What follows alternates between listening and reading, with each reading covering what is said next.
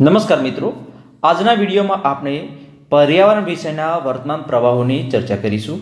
મિત્રો, વિડીયો કરી સ્ટાર્ટ અને જોઈએ પર્યાવરણ વિષયના વર્તમાન પ્રવાહો.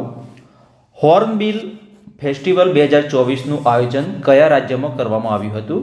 તો નાગાલેન્ડ રાજ્યમાં. હોર્નબિલ એ કયા રાજ્યનું રાજ્ય પક્ષી છે? તો કેરળ રાજ્યનું. ભારતમાં હોર્નબિલ પક્ષીની કુલ કેટલી પ્રજાતિઓ જોવા મળે છે? તો 9 પ્રજાતિઓ જોવા મળે છે. વન ડે વન જીનોમ પહેલ શું છે?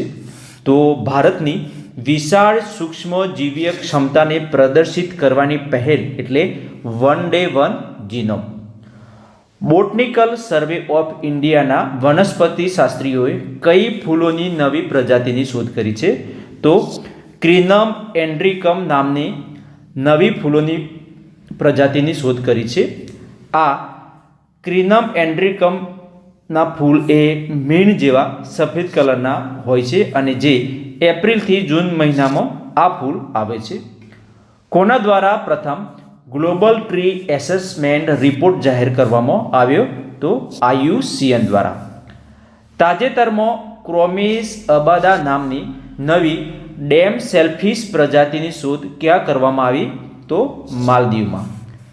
તાજેતરમાં કયા મંત્રાલય દ્વારા જળ પ્રદૂષણના ઉલ્લંઘનને લગતા નવા નિયમો લાગુ કરવામાં આવ્યા છે?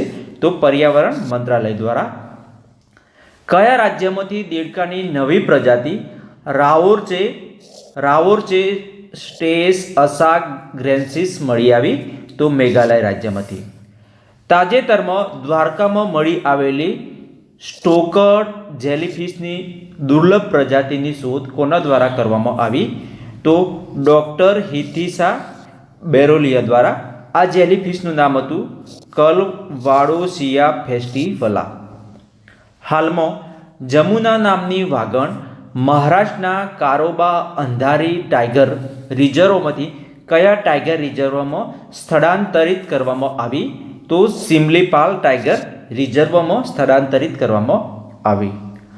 હાલમાં ચર્ચામાં રહેલ બાંધવગઢ ટાઈગર રિઝર્વ કયા રાજ્યમાં આવેલું છે? તો મધ્યપ્રદેશ રાજ્યમાં.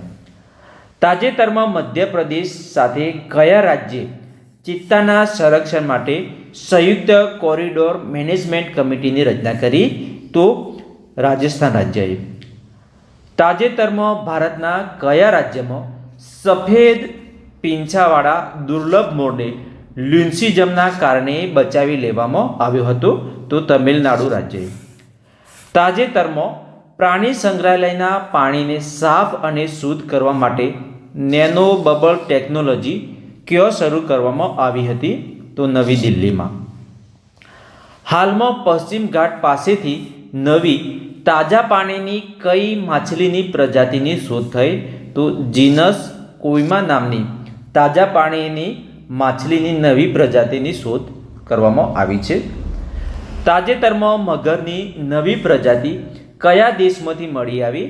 તો વિયેતનામ દેશમાંથી મળી આવી છે અને મગરની આ પ્રજાતિનું નામ છે કાવો બેંગ ક્રોકોડાઇલ મ્યુટ. ગ્રીન જજ તરીકે જાણીતા સુપ્રીમ કોર્ટના કયા ભૂતપૂર્વ જજનું નિધન થયું? તો કુલદીપ સિન્હા.